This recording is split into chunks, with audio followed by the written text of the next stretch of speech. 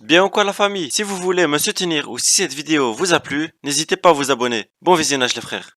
Et générique!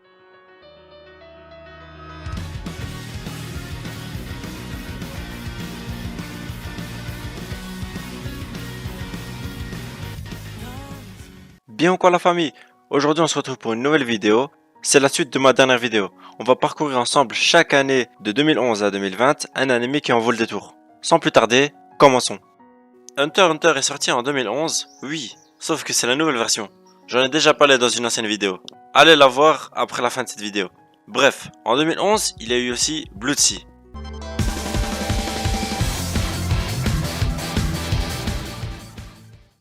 Blood Sea, c'est quoi? C'est l'histoire de Saya Kisaragi, qui est une jeune lycéenne tout à fait normale, un peu tête en l'air mais toujours là pour aider son prochain.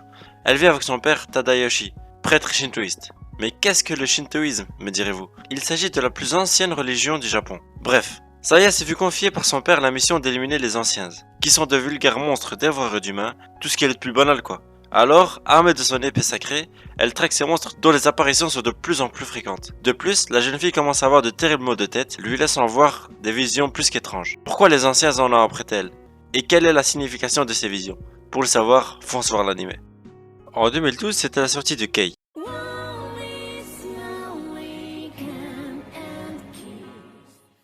Dans un Japon où sont implantés différents clans au pouvoir particulier, l'équilibre et l'entente entre ces derniers est très fragile. C'est dans ce climat délicat que se révèle le meurtre de l'un des membres du clan rouge, réputé pour être quelque peu violent. Yoshiro Izana, surnommé Shiro, est un étudiant plutôt banal. Bien qu'il n'ait pas d'amis proches, il est très populaire dans le campus Ashinaka High School, où il étudie, mais cette tranquillité n'est que de courte durée. Alors qu'il a été envoyé faire des courses dans Tokyo par une de ses camarades de classe, Shiro se retrouve ciblé par le clan rouge qui semble vouloir sa peau. Et ce ne sont visiblement pas les seuls. Shiro ne comprend pas ce qui lui arrive jusqu'à ce qu'il découvre une étrange vidéo diffusée. Une vidéo où on le voit assassiner un membre du clan rouge avant de s'autoproclamer 7ème roi.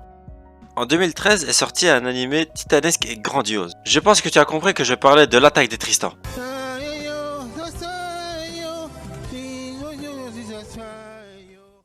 Oh mince, désolé, j'ai fait une faute de frappe. Je voulais dire attaque des titans.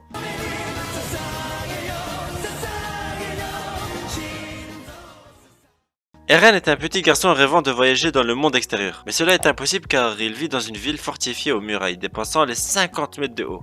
Ce qui équivaut à 45 Elodie Costa, donc 268 iPhone. Ces remparts sont nécessaires à la sécurité des habitants car ils sont les derniers représentants de l'humanité, obligés de se cacher pour échapper aux titans qui ont massacré la majeure partie des genres humains, un siècle plus tôt. Eren est têtu. Il ne se doute pas de la violence des combats qui ont opposé les hommes aux titans. Il décide alors de poster sa candidature pour faire partie du bataillon d'exploration, car il s'agit des seuls soldats autorisés à sortir de la ville pour en savoir plus sur les titans. Mais un beau jour, un géant parvient à détruire le mur qui protégeait la ville et ouvre la voie à plusieurs dizaines de ses congénères. Eren assiste impuissant à la mort atroce de sa mère qui finit dévorée. Alors qu'il fuit avec d'autres survivants, il se jure de se venger et de détruire la race des titans jusqu'à ce qu'il n'en reste plus un seul.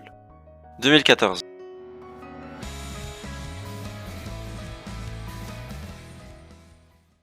Sora et Shiro sont deux frères et sœurs Hikikomori. L'Hikikomori désigne une pathologie psychosociale caractérisant les personnes qui vivent coupées du monde en restant cloîtrées chez elles, refusant toute communication. Dans le cas de ces deux protagonistes, leur condition vient de leur vision du monde réel, qui se résume à un jeu très peu intéressant. Ensemble, ils forment un duo de joueurs invaincus, véritable légende urbaine. Un jour, un garçon se qualifiant de dieu les transporte dans un monde fantastique, où il a interdit toute forme de violence entre les 16 races différentes y vivant. À la place, toute décision ou conflit est réglée par le jeu. Les deux adolescents y sont convoqués car ils pourraient bien être les sauveurs de l'humanité. La race Humanity, qui, classée derrière parmi les 16 races, se retrouve confinée dans leur seule et unique cité restante. Durant leur quête pour sauver l'Humanity, ils rencontrent Stephanie Dola, reconnue comme la petite fille de l'ancien roi, Jibril, Flugel, qui est l'une des races les plus puissantes, et Kura Mizel, une ancienne ennemie devenue alliée.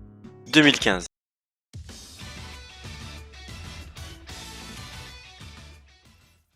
Dragon Ball Super se passe après la défaite de Majin Buu. Le dieu de la destruction Beerus vient de se réveiller d'un sommeil de plus de 30 ans et décide de chercher le Super Saiyajin God suite à un rêve prémonitoire. Nos héros sont sur le point de faire face à une nouvelle menace.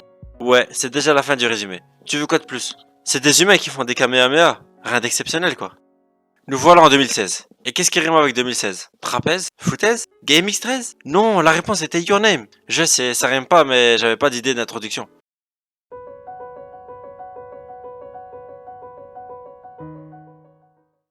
Mitsura est une lycéenne qui réside dans une petite ville située dans les montagnes. Non, ce n'est pas Hasima ni Nador. Elle vit aux côtés de sa petite sœur, sa grand-mère ainsi que son père, bien que ce dernier ne soit jamais à la maison à cause de son travail de mère. En réalité, sa vie ne lui convient pas et souhaite pouvoir vivre à Tokyo. Taki est un jeune lycéen qui habite à Tokyo et qui adore l'architecture et l'art. Il vit une vie normale d'étudiant entouré d'amis et travaille même dans un petit restaurant italien. Mais un jour, il fait un rêve dans lequel il est dans la peau d'une jeune fille qui vit dans une ville en montagne. Comme par hasard. Mitsura, quant à elle, fait également un rêve dans lequel elle est dans le corps d'un garçon tokyoïde. Eh ben voyons. Quel est le secret qui se cache derrière ces étranges rêves? 2017. Début du mandat de Trump, mais là n'est pas le sujet. À cette date, il est sorti une petite pépite. Laquelle? Sword Art Online.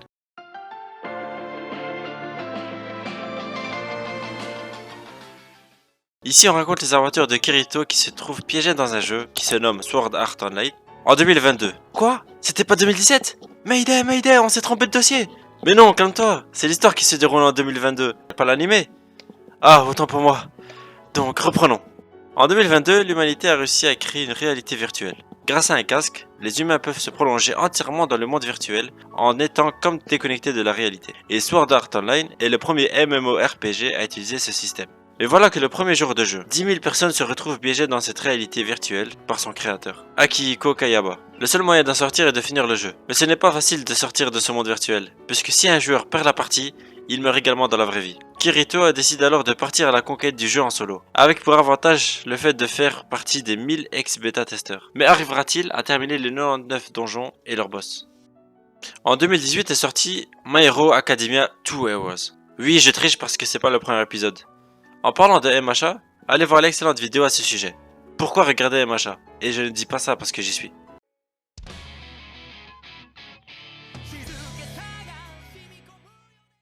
Dans un monde où 80% de la planète possède un super pouvoir appelé Alter, les héros font partie de la vie quotidienne. Et les super vilains aussi. Face à eux, se dresse l'invincible All Might, le plus puissant des héros. Le jeune Izuku Midoriya en est un fan absolu. Il n'a qu'un rêve, entrer à la Hero Academia, pour suivre les traces de son idole. Le petit problème, enfin c'est plutôt un grand problème, c'est qu'il fait partie des 20% qui n'ont pas de pouvoir. Son destin est bouleversé le jour où sa route croise celle de All Might en personne. Ce dernier lui offre une chance inespérée de voir son rêve se réaliser. Pour Izuku, le parcours de combattant ne fait que commencer. En 2019, il y avait le Covid-19. Si tu habites en Île-de-France, il ne fera pas beau et la pluie menacera. Mais qui a enregistré la météo sur cette cassette? Bon, passons. En 2019, il y avait les enfants du temps.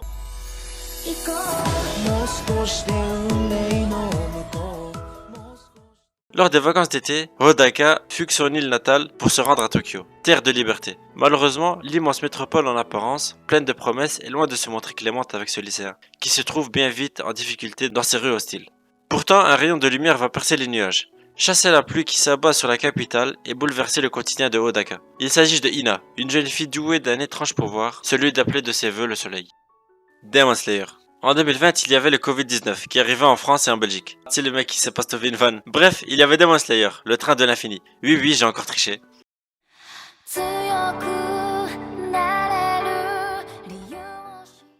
Depuis le temps des anciens, il existe des rumeurs concernant les démons mangeurs d'hommes, qui se cachent dans les bois. Pour cette raison, les citadins locaux ne s'y aventurent jamais la nuit. La légende raconte aussi qu'un tueur de démons déambule la nuit, chassant des démons assoiffés de sang. Pour le jeune Tanjiro, ces rumeurs vont bientôt devenir sa dure réalité. Depuis la mort de son père, Tanjiro a pris sur lui pour subvenir aux besoins de sa famille. Malgré cette tragédie, il réussit à trouver un peu de bonheur au quotidien. Cependant, ce peu de bonheur se retrouve détruit le jour où Tanjiro découvre que sa famille s'est faite massacrer et que la seule survivante, sa sœur Nezuko, est devenue un démon. À sa grande surprise, Nezuko montre encore des signes d'émotion et de pensée humaine. Ainsi commence la dure tâche de Tanjiro, celle de combattre les démons et de faire redevenir sa sœur humaine.